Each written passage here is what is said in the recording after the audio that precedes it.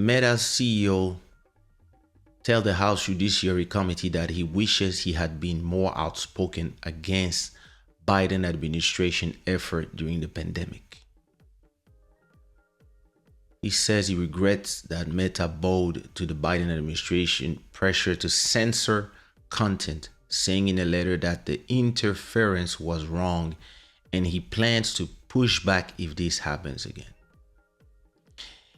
He aired his grievances in a letter Monday to House Judiciary Committee in response to its investigation into content moderation on online platforms. Zuckerberg detailed how senior administration officials leaned on the company to censor certain posts about COVID-19, including humor and satire, and expressed a lot of frustration when the social media platform resisted. He said, quote, "I believe the government pressure was wrong, and I regret that we were not more outspoken about it. I feel strongly that we should not compromise our content standards due to pressure from any administration in either direction. And we're ready to push back if something like this happens again." He also expressed regrets for Meta downplaying of content related to coverage of the New York Post about Hunter Biden ahead of the 2020 election that the FBI warned may have been rooted in Russian disinformation operation. Quote, it's been made clear that reporting was not Russian disinformation, and in retrospect, we shouldn't have demoted the story.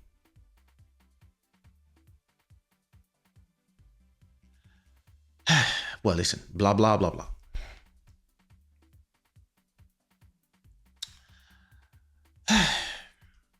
I'm going to tell you what I think about it.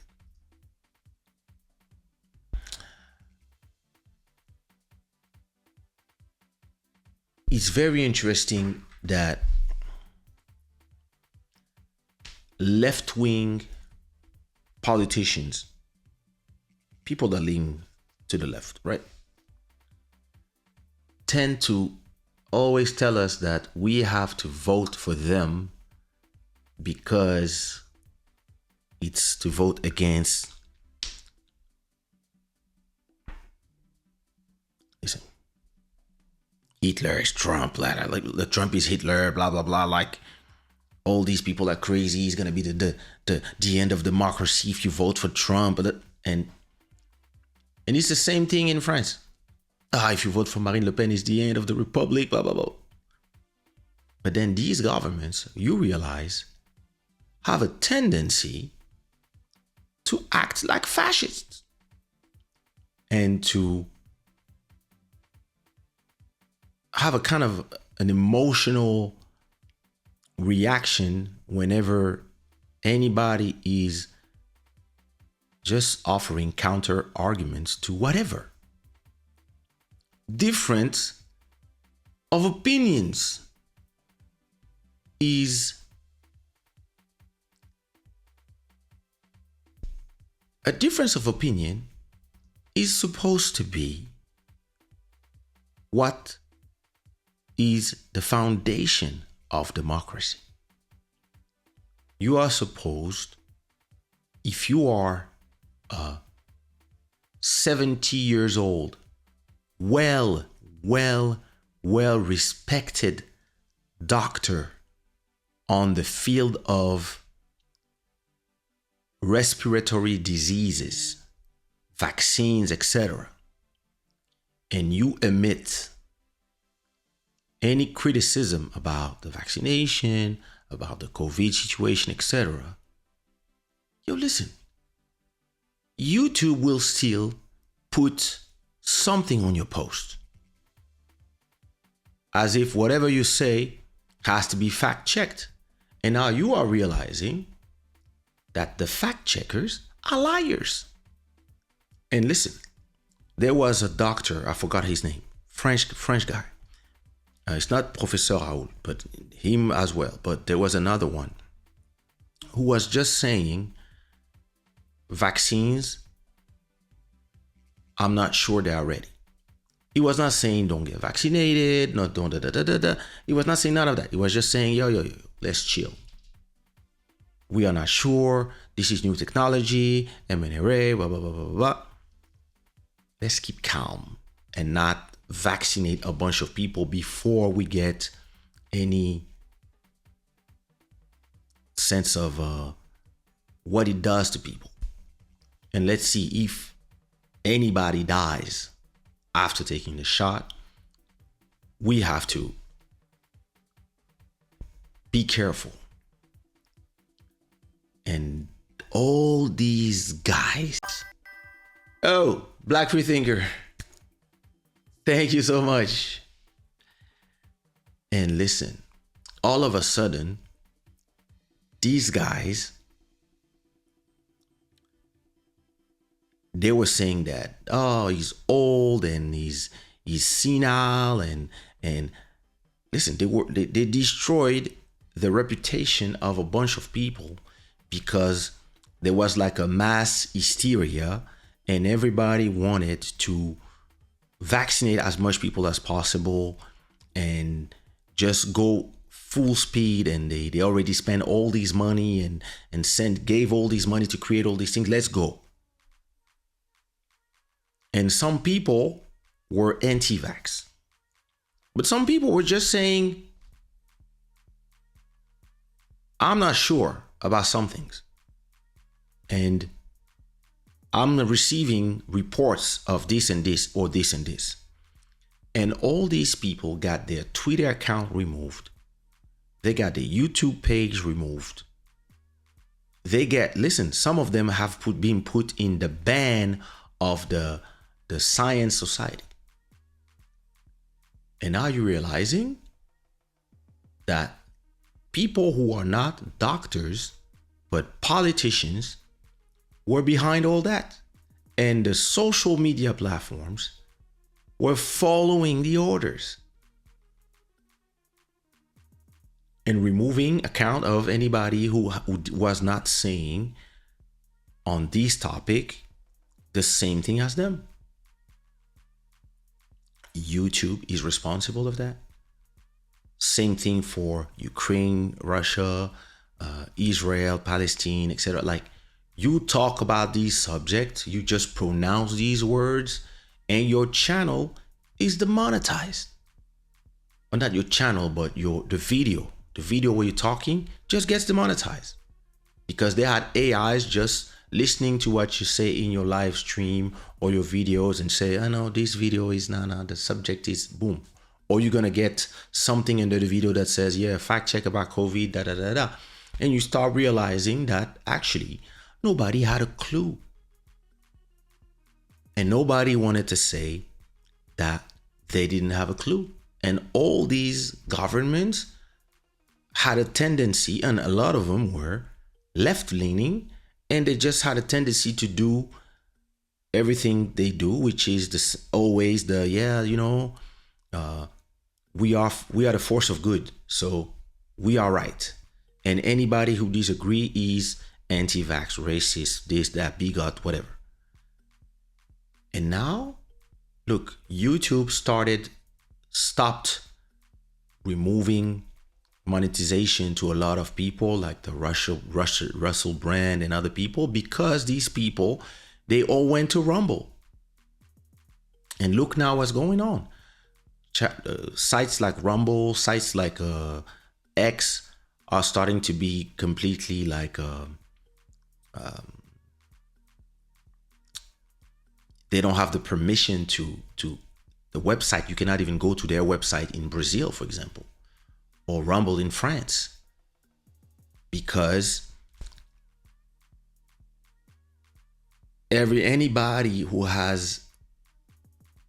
just want to speak freely about their opinions on things, it's very easy to call them right-winger, racist, anti-Semitic, whatever, like all the words that you use to just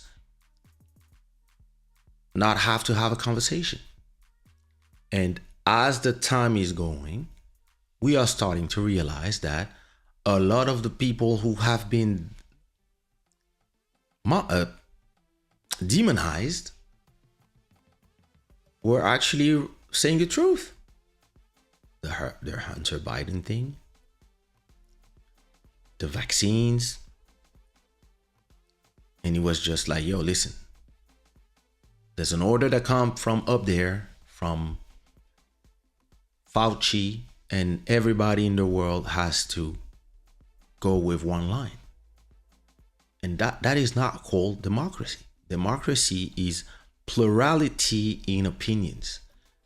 But what they now say about people who have a large following, who have like millions of followers and can sway the opinions, is what they say is dangerous.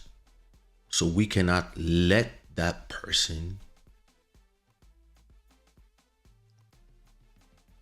have a free speech because what they say is dangerous. So we have to shut them down. We have to demonetize them and remove the incentive for them to go and speak on the platforms. And then they go to the platforms and they tell the platforms, hey, this person, remove their monetization or don't even show their videos. So it means that the Biden government, whenever it was about Hunter Biden, who's the son of the president and who just pleaded guilty today, all these stories about him, they pretend it was, Russian cyber operations to sway public opinion. Something that the US does all the time in the rest of the world. That's something the CIA does all the time. But when it happens to them, all of a sudden, these people, they don't even believe in democracy. They just believe in, hey, this is the right way to go. And if you don't go, you are rights extremist. Hunter pleads guilty. And it's interesting because to not go on about everything else, he pled guilty on the tax case. But there's a lot of other things. Hunter Biden has pleaded guilty to all 9 charges in his federal tax evasion case, catching federal prosecutor off guard as they prepare to begin his trial. The son of US President Joe Biden had previously denied allegation that he intentionally avoided paying $1.4 million in income tax from 2016 to 2019. And now, he just pled guilty.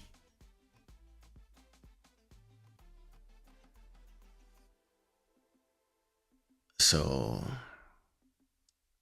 listen, I mean, at a point, like, if anybody has opinions and you just call them conspiracy terrorists,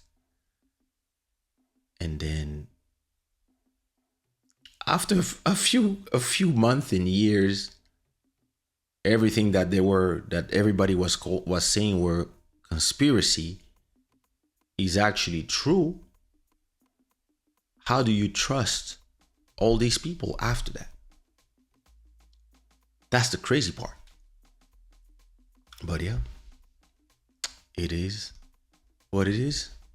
Future Soundbit, what up? That's crazy. Those beats you sent me were nice. We gotta talk. Kaysha, did you hear about the Venezuelan prison gang who entered the US illegally and took over an apartment complex in Aurora, Colorado? Yes.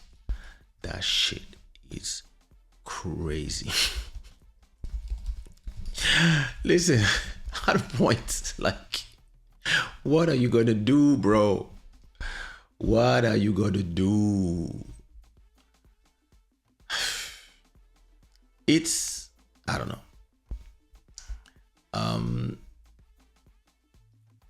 Brutal Venezuelan gang violence spills into quiet suburb from the sanctuary city next door. despite effort to keep migrants out. Denver decision to become migrants with open arms is bringing bloodshed into the suburbs next door. A notorious Venezuelan prison gang has set up shop in Aurora, Colorado, even though the town wanted no part of the influx of asylum seekers in the first place.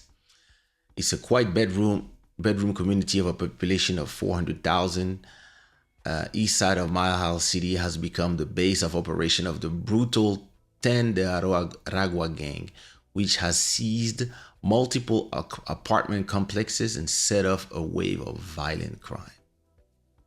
Wow.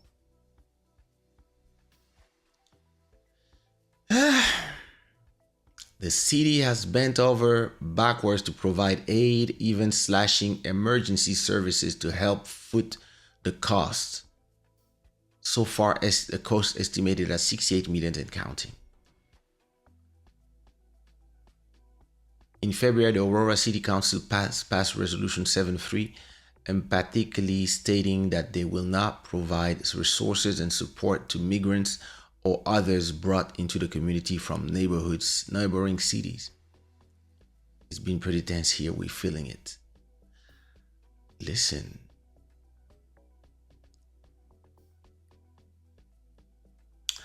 I mean, the thing is this.